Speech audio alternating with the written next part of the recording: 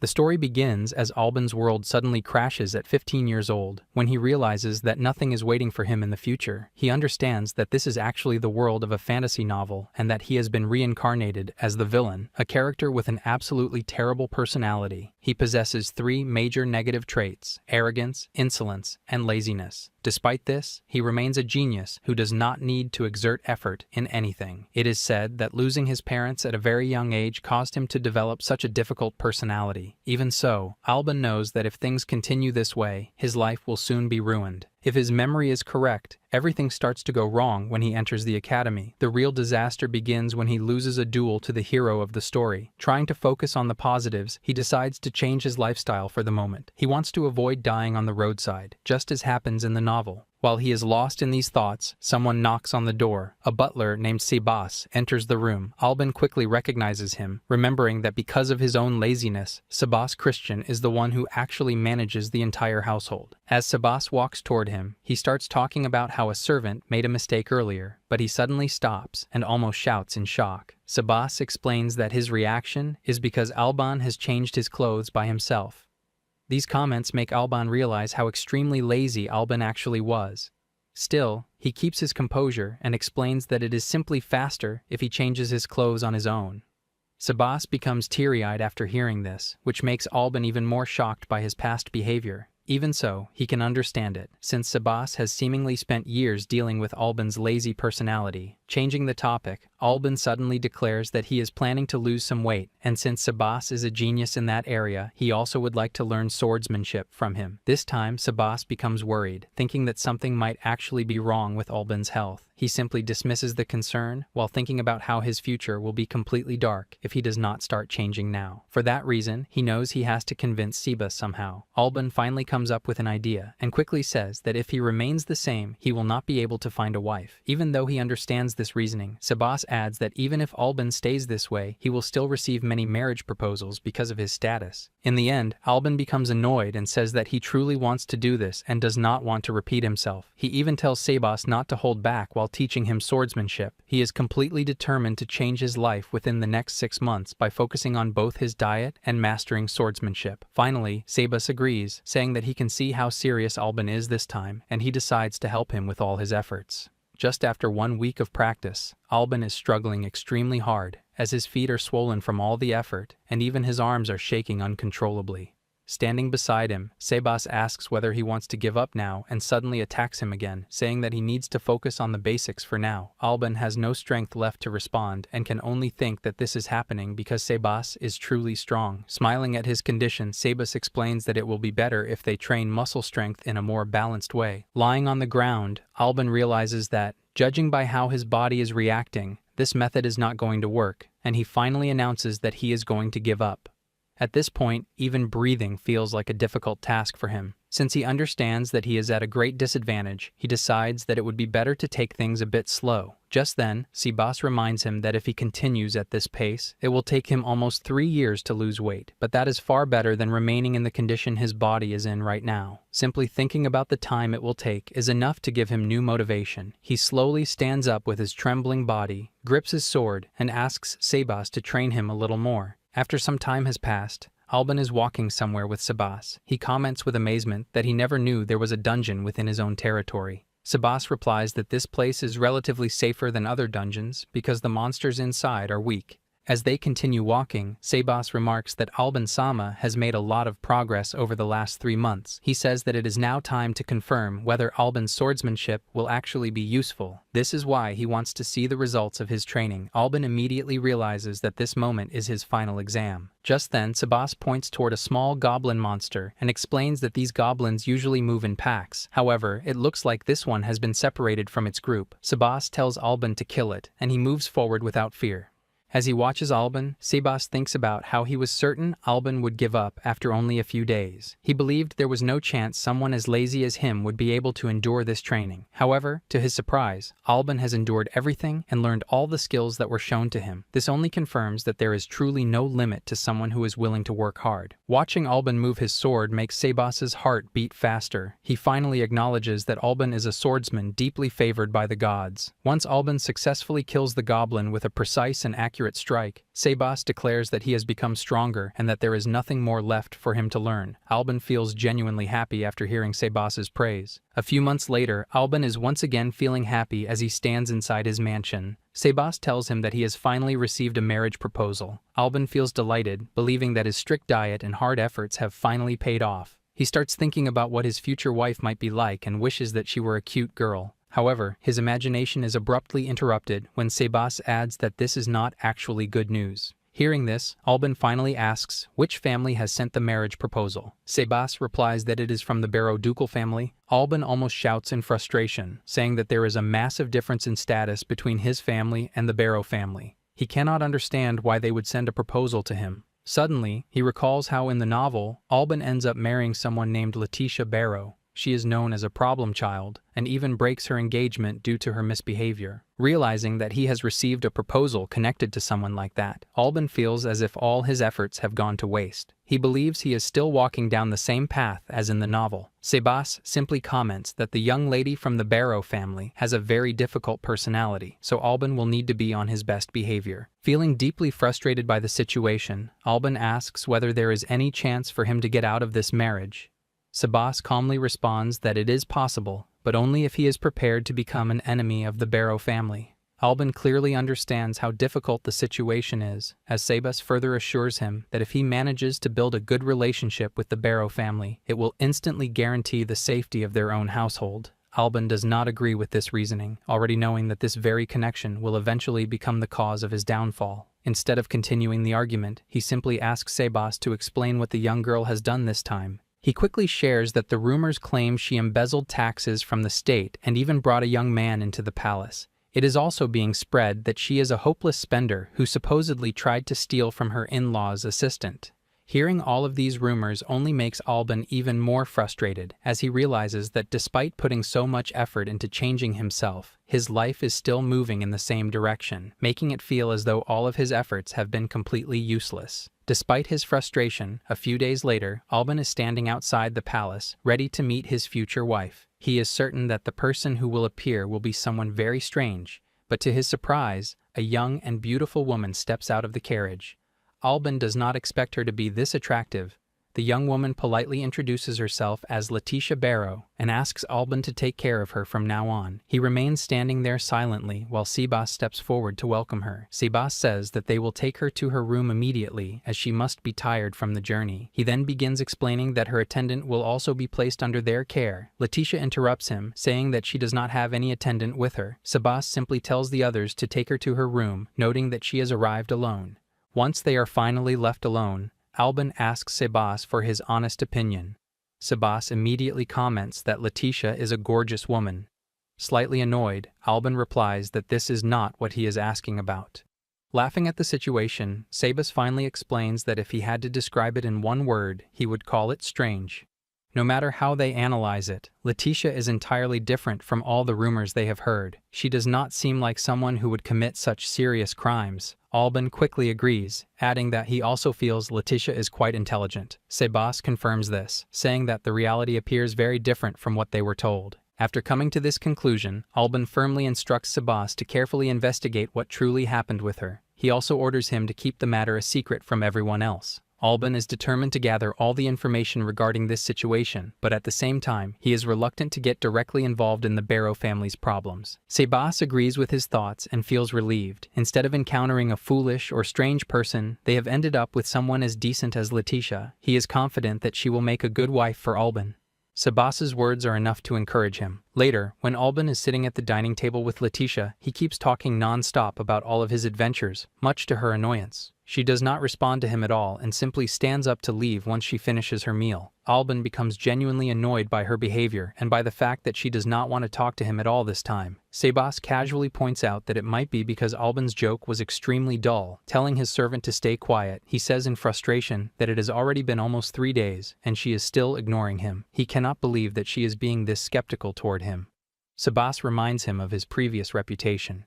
Even though Alban agrees with him, he still does not want to give up on this relationship. Instead of overthinking it, he approaches Letitia once again and asks her to go for a walk with him. However, even after all of his attempts to make small talk, she continues to ignore him completely. Alban feels deeply disappointed, realizing that all of his efforts are proving to be useless. He is also slightly irritated because if she does not talk to him, he will never be able to understand the problems she might be facing. When he can no longer think of any other idea, he decides to be straightforward and heads directly to Letitia's room. Even after he knocks on the door several times and receives no response, he grows extremely annoyed and finally decides to act like the villain he once was. Drawing his sword, he forcefully smashes the door open, startling Letitia, who is quietly reading a book inside. Frustrated, she scolds him for doing something like that, while Alban calmly states that he will have the door repaired immediately. Letitia sharply responds that the real issue is not the door, but the fact that he has entered a lady's room without her permission. With a strange smile on his face, he explains that he is that kind of bad person, and that if he has to achieve his goal, he will do whatever it takes. His demeanor suddenly changes, and this time a polite smile appears on his face as he asks Letitia to go on a date with him. They are both standing outside in a forest as Alban lazily stretches his arms, commenting on how refreshing it feels to be outside. He even asks for Letitia's opinion, to which she replies that she would feel the same way if she were here alone. Her blunt response genuinely disappoints Alban, making him realize that she is still skeptical about him, though he also understands where she is coming from. After calming himself a little, he maintains a cheerful smile and tells Letitia to follow him, explaining that he wants to show her a beautiful view. As he continues walking ahead, Letitia nervously asks him to slow down, saying that she is not used to walking on such rough paths. She complains that if he was already planning to bring her here, he should have informed her beforehand. At that moment, he understands her difficulty, and without saying anything, he quickly lifts her up in his arms. He politely explains that this way her feet will not get sprained. Slightly annoyed, she tells him not to touch her, but Alban calmly reassures her that he has no intention of doing anything strange. Internally, Alban feels happy that he trained his body, as he can now lift her so easily. Even so, Letitia continues complaining, saying that even if he does not plan to do anything to her, this situation still feels very strange. Instead of responding, he simply tells her to look ahead, explaining that they have already reached the top of the mountain. He points out that from this place, the entire Audran territory can be seen, and he mentions that this is something he really wanted to show her. Letitia cannot believe that he is doing something like this for her, so Alban explains that he wanted to do it because, from now on, both of them will be responsible for taking care of this territory together. Hearing his words truly surprises Letitia, and she comments that he is very different from all the rumors she has heard. She mentions that she always heard that Alban Audran is an arrogant and insolent person. Rather than feeling offended, he casually replies that there are also rumors about him being lazy, yet he is still not a thug. With a smile, he adds that he is simply a villain. Hearing this, Letitia suddenly bursts into laughter, saying that villains usually do not call themselves villains. Alban is momentarily struck by how beautiful her laughter is. Gradually, Letitia finally begins to relax around him as she walks into a small lake, clearly enjoying the cool water. He agrees with her, remarking that a city girl like her must find this experience especially refreshing. After walking around for a while, Letitia eventually sits beside him and asks whether asserting his dominance over a city girl like her makes him feel good. Alban quickly responds that he was only joking. Once they are both sitting calmly, Alban suggests that they should properly introduce themselves to each other. He adds that this is because they do not know anything about each other at all. Letitia does not seem interested in the idea, but when he keeps insisting, she finally introduces herself, sharing that her favorite things are black tea and scones. She further adds that her favorite hobby is playing with children. Alban looks surprised after hearing this, and then he firmly introduces himself as well, saying that his favorite food is steak, though he is currently abstaining from it because of his diet. He also adds that his hobbies include practicing swordsmanship and lazily passing the time during the day. Hearing about his hobbies, she comments that she cannot decide whether he is a hard worker or a slacker. Alban agrees with her observation. Considering how much effort he has put into losing weight, it would mean that he is more of a hard worker. Letitia understands his point and responds that she would also like to learn something from him.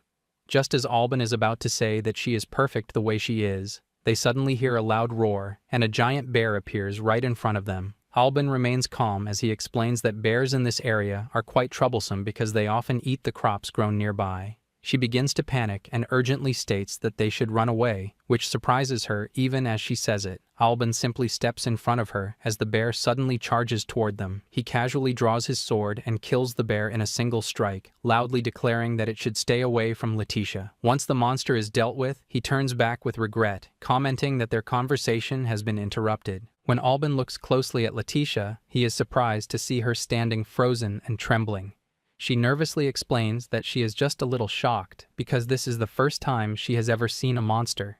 Hearing this, he immediately realizes his mistake. He understands that this must have been her first encounter with something like that.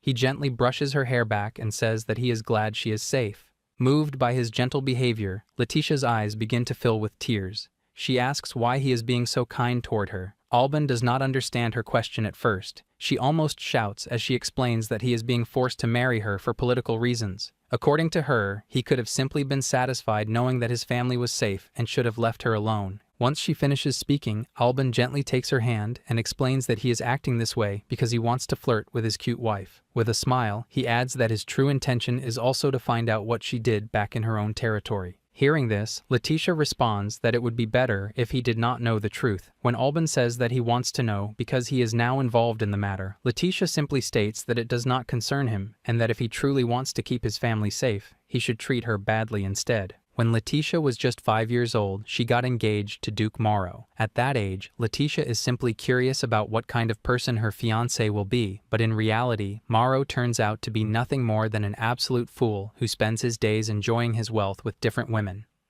One day, he is sitting in his room, surrounded by 2 women, when Letitia suddenly enters. As she approaches him, Morrow casually asks what she wants. Letitia explains that the high taxes have become a heavy burden on the people of the domain and that if this continues, it will lead to serious problems. Before she can finish speaking, Morrow interrupts her and says that a woman from her family should not be involved in political matters. One of the women beside him snickers at his words, while Letitia remains standing there, feeling deeply humiliated. Even so, she maintains her composure and quietly apologizes as she hears the woman mocking her and calling her a pipe woman. After leaving the room, Letitia nearly bursts into tears, unable to accept that Morrow, the person treating her this way, is her fiancé and that they have been engaged since childhood. Later on, as she wanders through the streets, she hears children crying and complaining to their parents about being hungry. She listens as they talk about how this suffering has continued for 12 months and how there is almost no food left. Witnessing this situation, Letitia realizes that things will only continue to worsen if Morrow keeps wasting the tax money in this manner. Almost 3 years later, a grand ball is held at the mansion, and during the event, Morrow suddenly announces that he is ending their engagement. Letitia is completely shocked by his declaration. He loudly accuses her, claiming that she has squandered their wealth and even tampered with the tax funds. As these accusations spread, the people around her began gossiping about her character. All of Letitia's attempts to defend herself are immediately dismissed when Morrow declares that, regardless of the reasons, she has stolen the money and therefore has no right to ever visit his territory again. Letitia instantly recognizes the girl standing beside him, realizing that she is the same woman she saw in his room a few years ago. Slowly, she understands that the future she has dreamed of ever since her childhood is never going to become a reality. Morrow once again shouts at his people, ordering them to throw Letitia out of his territory. It takes her a moment to compose herself as she decides not to cry.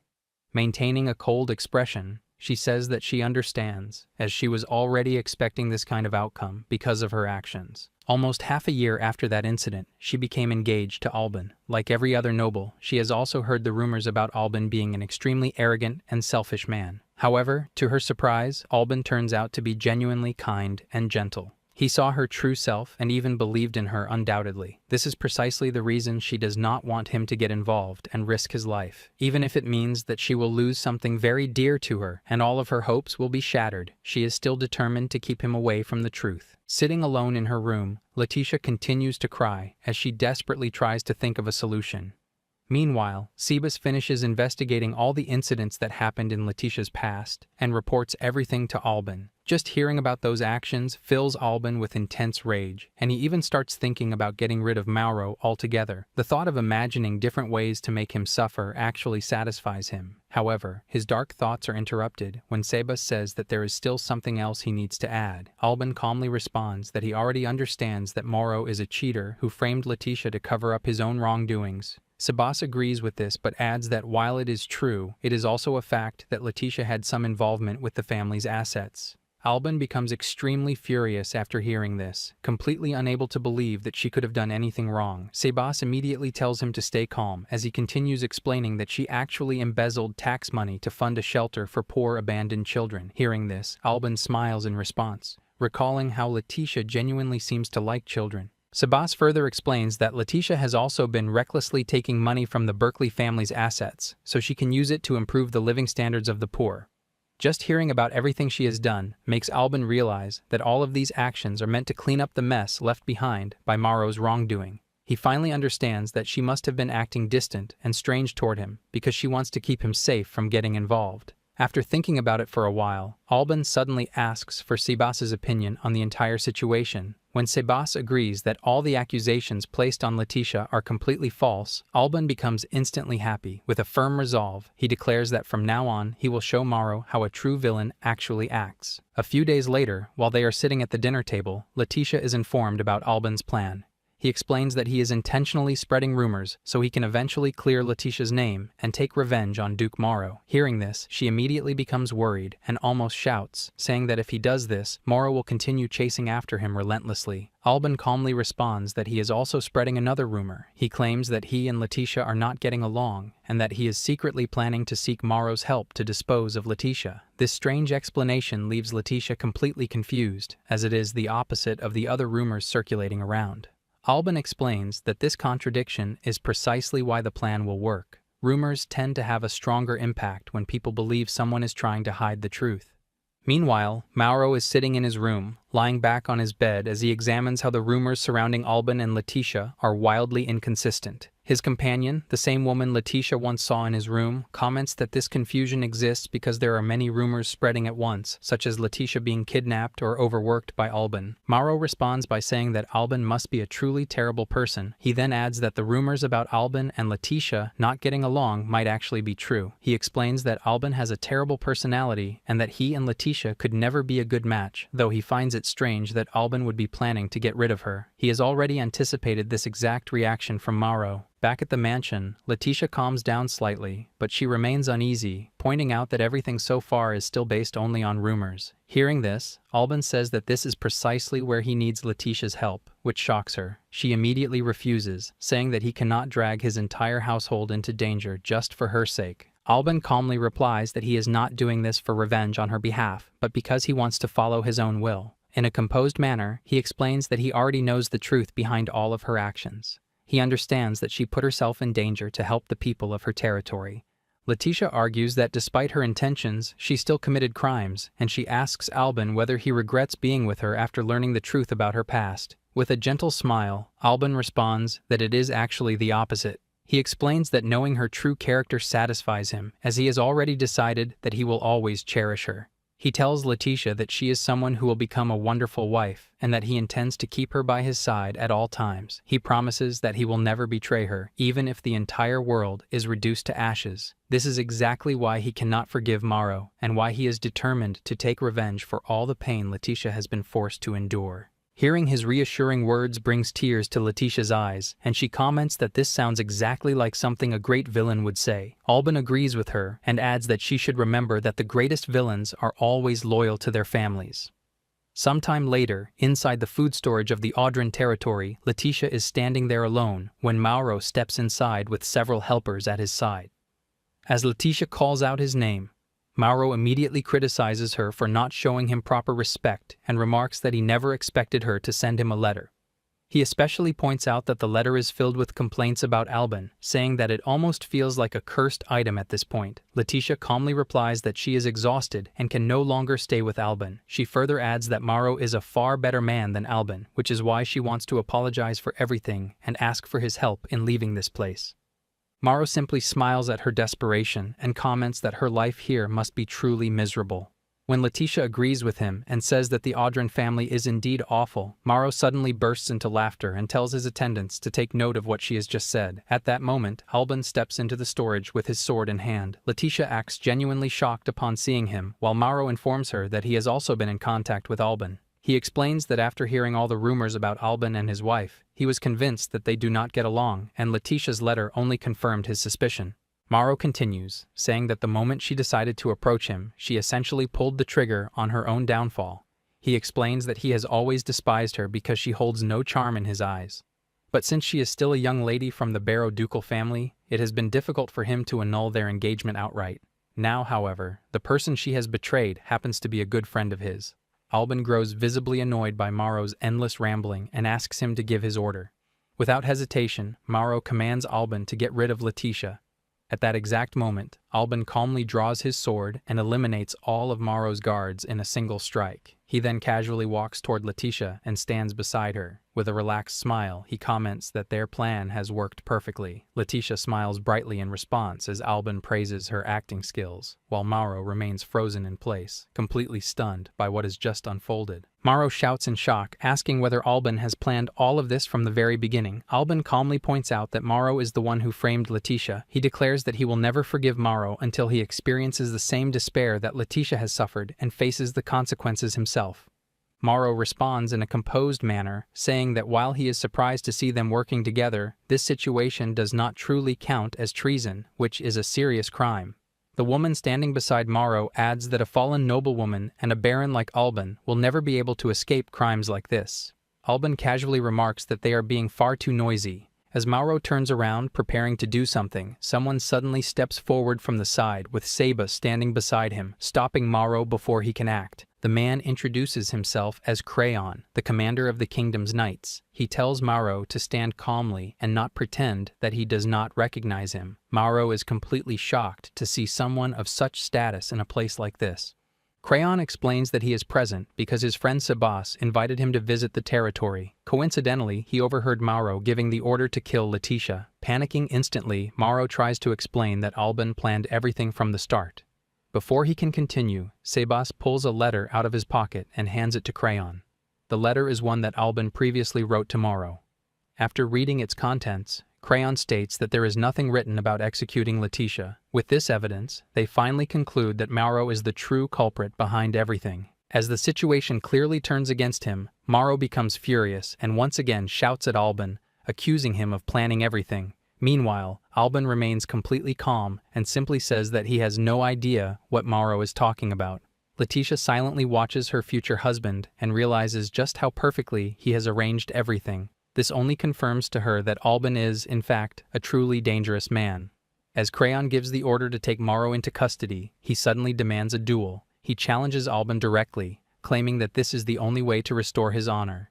Instead of backing down, Alban immediately draws his sword, clearly pleased that he has finally been given the perfect opportunity to defeat Maro without any complications. Crayon decides to act as a witness to the duel. Maro prepares himself, fully intending to execute Alban. Alban, however, stands calmly and asks whether Maro ever even considered apologizing to Letitia. He states that if Maro had sincerely done so, he might have considered settling everything peacefully. Maro does not respond and instead charges forward with his sword. Seeing this, Alban decides not to hold back and swings his blade, striking Maro's nose in a single strike. This only enrages him further, causing him to swing his sword wildly while shouting in disbelief about how Alban can be this strong. Eventually, Maro collapses onto the ground. Alban explains that he has been training for an entire year, while Maro spent his time indulging himself with different women and letting his people suffer. He adds that during all that time, Letitia was the one trying to help the people of the territory, risking everything just to protect Maro's name. With a sharp, twisted smile, he responds that it is not significant whether commoners live or die, since their numbers keep growing regardless. Furious at the words, Alban slams his sword against his hand and declares that nobles are nothing but leeches who steal from the people. He reflects on how Letitia risked her life to save the territory, yet feels no regret for confronting his adversary. Overall, it was Maro who had toyed with her feelings, which frustrates Alban even more. With a swift motion, he swings his sword, slicing through his opponent's arm. As Maro sits there, clutching his bleeding arms, Alban asks whether he finally feels the despair that Letitia has endured. Before Alban can raise his sword again, Letitia suddenly runs forward and hugs him from behind, telling him that he has done enough. He calmly replies that if he continued, it would only stain his soul, then turns to face her. Letitia gently holds his hand and admits that she never imagined he would get so angry on her behalf. Meanwhile, Crayon declares Alban the official winner of the duel. Maro is taken away by the guards. Alban turns to Letitia and asks if everything went well. She smiles and says that her revenge has finally been achieved. Quickly changing the topic, she praises Alban's acting, commenting that he performed exceptionally well. She adds that it seems they will be a great couple. Alban happily agrees with pleasure, saying that they will be the best couple, a villainous lady and a great villain. Together, he says, they will be an undeniably evil pair. It has been almost a month since the duel with Mauro, and today, Alban is finally getting married to Letitia. He is completely overwhelmed with love, almost losing control of himself, while Sebas repeatedly tells him to calm down and act like a proper groom. A few days earlier, Letitia mentioned that since they are already husband and wife, they should still hold a proper wedding ceremony. Now that the long-awaited day has arrived, Alban feels extremely nervous about the entire situation. Sebas understands the reason behind his nervousness, as this marriage marks the beginning of a completely new journey for both of them. He explains that feeling nervous is natural, and if Alban were not feeling this way, it would only disappoint Letitia. Hearing these reassuring words helps Alban calm himself slightly. Instead of panicking, he starts focusing on how Letitia is going to look in her wedding dress. Watching his behavior, Sebas comments that it reminds him of the day Alban's father got married. Back then, he was just as nervous and even hid himself to calm his emotions. Although Sebas feels nostalgic while recalling those memories, Alban finds it hard to imagine such a scene because his parents passed away when he was still very young. Even so, the moment fills Sebas with pride as he realizes that he has now attended the weddings of 2 generations of the Ardran family. Alban understands his feelings and replies that hearing such words is a great honor for him. He adds that Sebas is just like a father to him. Upon hearing this, Sebas immediately bursts into tears, feeling genuinely happy after taking care of such a troublesome child for so many years. Meanwhile, Letitia is sitting quietly in her room, dressed in her bridal gown, while a maid stays by her side to make sure she does not feel lonely. She reassures the maid that she is fine, all while thinking about how kind everyone in this household is. Since none of her relatives or family members are attending the wedding, everyone around her is being extra careful about her emotions. Surprisingly, she does not feel as nervous as she did during her engagement to Mauro. Instead, she realizes that her heart is pounding with a warm and pleasant feeling, knowing that she is about to marry the person she truly loves. Although she still has some worries about the future and questions whether they will truly make a good couple, her happiness at the thought of spending her life with Alban outweighs all her concerns. Even she is surprised by how strong these emotions feel. Coming back to her senses, she hears a knock on the door as Sebas announces that it is time to head outside. Letitia immediately stands up from her stool, feeling hopeful that this day will turn out well. At the same time, Alban stands at the altar, nearly on the verge of passing out from overwhelming nervousness. In his mind, he repeatedly goes through every step of the wedding ceremony and becomes frustrated when he cannot imagine what is supposed to happen after he lifts the veil. This only makes him more irritated as he starts thinking about how overly complicated wedding ceremonies are. He finally stops overthinking when someone announces that the bride is entering the hall. Alban quickly turns around and is left completely stunned when he sees Letitia walking in, breathtakingly beautiful in her wedding dress. He keeps staring at her face without realizing it. When Letitia asks if something is wrong, Alban hurriedly explains that he simply cannot stop admiring how beautiful she looks. Letitia accepts his compliments, but Alban continues to ramble, repeatedly saying that she looks like the most beautiful girl in the world. She simply smiles and replies that seeing him like this makes her truly happy. At that moment, Alban finally realizes that she is just as nervous and just as happy as he is. Soon after, the officiant begins the ceremony, delivering his speech and guiding them through their vows. He asks them to promise that they will cherish one another forever, staying together until death finally parts them. As Alban is about to place the ring on Letitia's finger, he notices that her hands are shaking. Letitia admits that she cannot help feeling nervous, wondering whether a fallen noblewoman like her truly has the right to feel this happy. She feels trapped by her own thoughts, but Alban immediately reassures her. He gently frees her from that fear by telling her that she is absolutely worthy of it. He promises to make her the happiest person in the world and places the ring on her finger, declaring that it is proof of his vow. As she stares at the ring, her eyes fill with tears, and she admits to feeling genuinely happy at that moment, happier than she has ever felt in her entire life. Alban gently pulls her closer and tells her that it is still a little too early to say that, since he has just promised to make her the happiest person in the world. This is only the beginning, he adds, and this very moment is already something special. Letitia continues his thought, saying that if they follow that logic, even when they grow old, they would never be able to decide which moment in her life was the happiest. Alban agrees, quietly admiring how beautiful her smile is. He silently vows to protect that smile forever and finally leans in to kiss her. Meanwhile, somewhere else, Crayon stands before Headmaster Faust. He mentions that Alban and Letitia would be the most interesting pair and wishes to recommend them for the academy. Another person comments that there are nothing but terrible rumors surrounding that couple. However, Headmaster Faust calmly states that they are a special case. For that reason, they will be required to take an entrance exam for the Royal Academy. Letitia is standing in front of her carriage, surrounded by the maids, all of them telling her to have a good life in the capital. One of them looks especially worried and says that she might not like the place, asking her to come back as soon as possible if that happens. Another maid promises that they will even send her the vegetables they have grown together. Letitia looks at all of them and promises that she will return in 3 years, telling them that they do not have to be so sad. The maids start crying even harder, saying that they do not want to stay away from her and wish to keep attending to her. Letitia politely explains that they cannot come with her and that, as employees of the Audran family, they have to take care of the mansion and the territory. One of the maids comments that Letitia is very kind, but also quite strict, and that combination is what makes her a truly great person. Alban, who is watching the scene from the side, feels a little annoyed because no one seems worried about him at all. Soon, both of them get into the carriage. Sebas politely bows and tells Alban that he can contact him anytime if he needs anything. He also advises Alban to be very cautious at the academy, wearing a bright smile. Alban tells him not to worry, saying that he has already received training from the best. Finally, the carriage begins to move, taking them toward the capital. Since they are both 16 and newly married, they need to learn about the dignity and responsibilities behind being royals, which is why they are heading to enroll in the Royal Academy. As soon as they arrive, Alban quickly jumps out of the carriage, feeling completely exhausted from riding for so long, barely having time to catch his breath. Someone nearby mentions that they have been waiting for him for quite a while.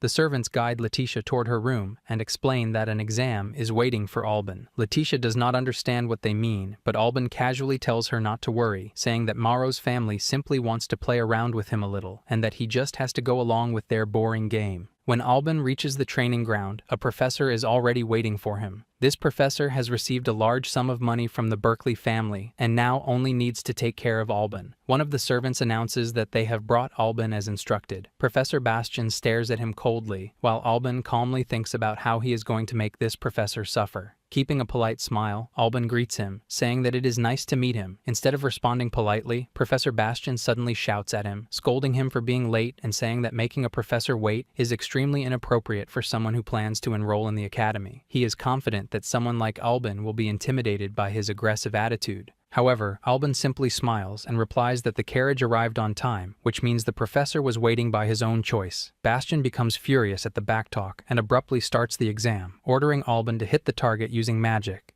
He is certain this will be impossible, since students usually only learn magic after enrolling in the academy.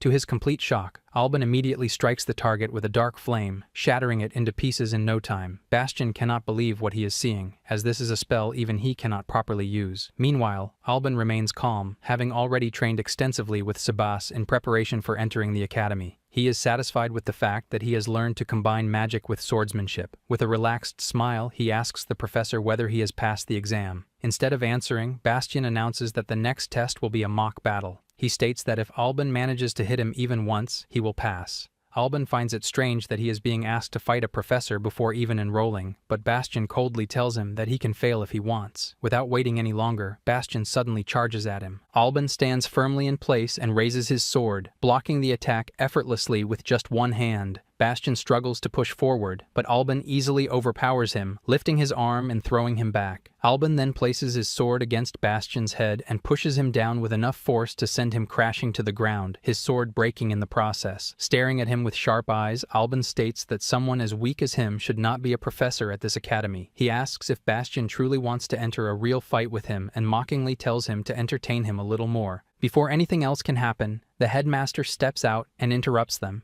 Alban is instantly amazed upon seeing him, recognizing him as the strongest mage in the Warland Kingdom. The headmaster calmly greets Alban and mentions that Crayon recommended him, saying that Alban possesses a gift that appears only once in centuries. At that moment, Bastian struggles to his feet and begins complaining, accusing Alban of injuring a teacher on his very first day. To his shock, the headmaster coldly responds that the academy has no place for losers like him and orders him to leave. Alban watches the scene with a faint smile before turning back to the headmaster. The headmaster tells him that since he is now enrolled in the academy, he must study hard from this point onward. Alban politely thanks him, leaving a good impression. However, the headmaster calmly advises Alban not to bully teachers unnecessarily and reminds him that it would be better if he remembers that he is only a student here. As the headmaster walks away, Alban realizes that he has been let off quite easily this time. Still, he understands that he needs to be more careful in the future, As Albin continues walking, the headmaster points in a direction and tells him that his dormitory is located that way. This completely confuses Albin, as he knows the men's dormitory building is on the opposite side. The headmaster then explains that this is a special building arranged specifically for him and that only one other person has been given the same privilege. When Albin reaches his assigned room, he feels excited to meet his new roommate. However, the moment he steps inside, he is shocked to see Letitia already sitting there. Completely confused, he asks why she is not staying in the women's dormitory. Letitia replies that the guide brought her here, saying that these were the headmaster's direct instructions. Albin is clearly unhappy with this arrangement, feeling that it will only cause unnecessary trouble for their relationship. He turns around and says that he will go ask to switch rooms. Before he can leave, Letitia quickly grabs his arm. Looking at him with an innocent smile, she makes him give in instantly. He says that he will simply place a divider on the bed. However, Letitia is not satisfied with that solution either, feeling that it would be completely pointless for them to share one bed if there is a divider between them. Meanwhile, inside the headmaster's office, Crayon sits comfortably on the sofa. The headmaster mentions that he was initially confused about Crayon's recommendation, but now he finally understands the reason behind it. Crayon asks if the headmaster saw the gift that Albin possesses. The headmaster replies that he did see it, but he also sensed the evil within Albin's heart. He explains that this is why Albin cannot hold back when dealing with his enemies. These intense emotions are what make him strong, but also merciless. Crayon then asks if this is the reason why the headmaster placed Albin in the same room as his wife. The headmaster nods and says that this was his own suggestion. He explains that while Albin can be careless at times, Letitia is a wise ruler and someone who needs to remain by Albin's side at all times. Crayon expresses his interest in seeing how both of them will perform at the academy. As he looks out the window, the headmaster mentions that he is planning to introduce some new rules. Crayon shows slight concern about whether the incident involving Bastion was truly right. The headmaster reassures him, saying that everything is fine, especially since it appears that Bastion was bribed. At the same time, a deeply embarrassed Bastion runs out of the academy grounds, burning with anger over what just happened. On his way out, he encounters a young girl and immediately approaches her, intending to vent his frustration. Just as he is about to strike her, someone suddenly grabs his arm and knocks him away with the force of a sword. A young man steps forward and quickly turns toward the girl, checking to see if she is unharmed. Meanwhile, Bastion lies on the ground, seething as he recalls how he should never have lost to Albin. Hearing Albin's name causes the young man to freeze in surprise, clearly shocked by it. Gossip spreads throughout the academy about a new student who beat up a teacher on his very first day. Because of this, many students think it would be better to stay away from him. The rumor alone makes Albin famous on his first day. Meanwhile, Albin sits in his room, feeling bored. Letitia has gone out, saying that she wants to pick some flowers, but she still has not returned.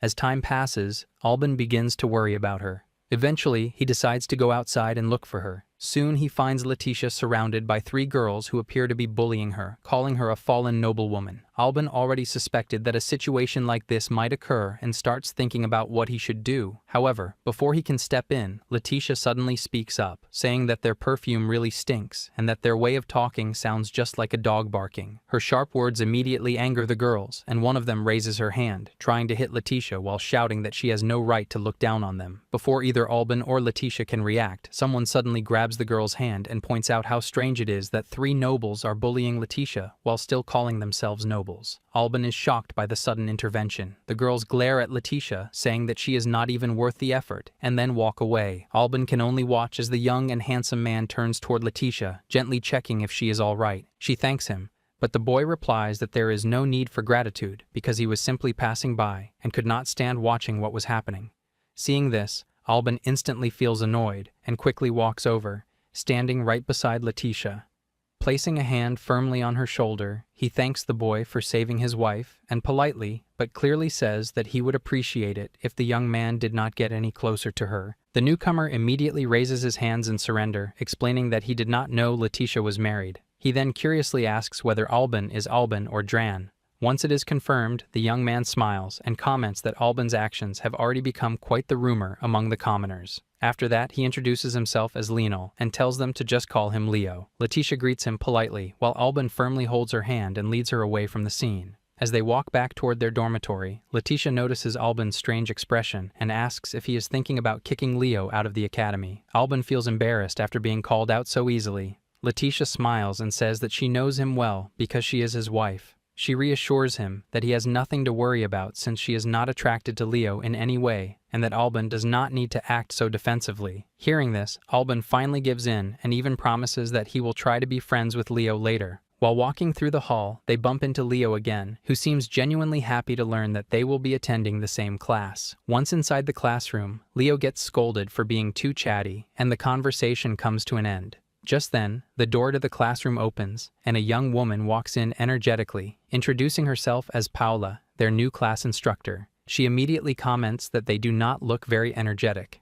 Before she can continue, a student raises his hand, saying that he wants to ask a question. Paula recognizes him as Ivan. Ivan asks why a noble like him from the Scottish family has to be in the same class as people of such low rank. Almost instantly, another boy standing near the window speaks up, questioning whether Ivan is implying that everyone else in the room is beneath him. The boy standing near the window recalls how the headmaster says that it would be great if students forget about their titles while studying at the academy. He questions whether a noble like Ivan has skipped the entrance ceremony altogether.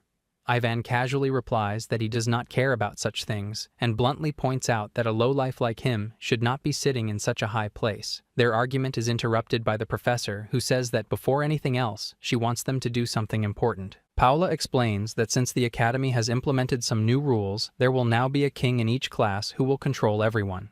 She further explains that the remaining 9 students will have to swear absolute obedience to the king until graduation. This sudden announcement instantly infuriates Ivan, who says that he did not hear anything like this before enrolling. Paula calmly replies that this is the academy's decision, and the students are free to decide the king through academic ability, or even violence, as long as no one is killed. She adds that if they fail to choose a king within a month, all of them will be expelled. She then tells them that she wants everyone to use everything they have learned so far and defeat their fellow students. The student at the window, Rowan, suggests that they should settle this with duels, where the last student standing becomes the king. Another student, Esther, disagrees and says that the king should be someone elegant and pure.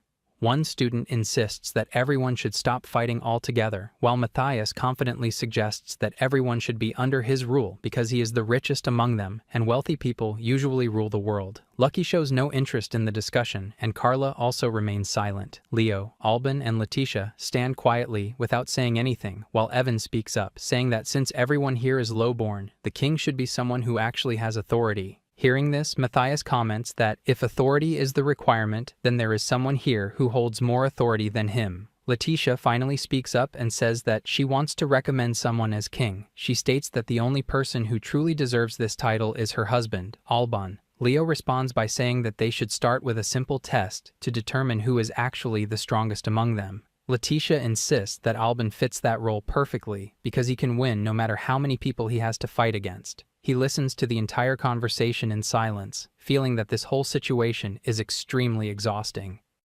Here I am, know it's been a while. I was in denial about my love.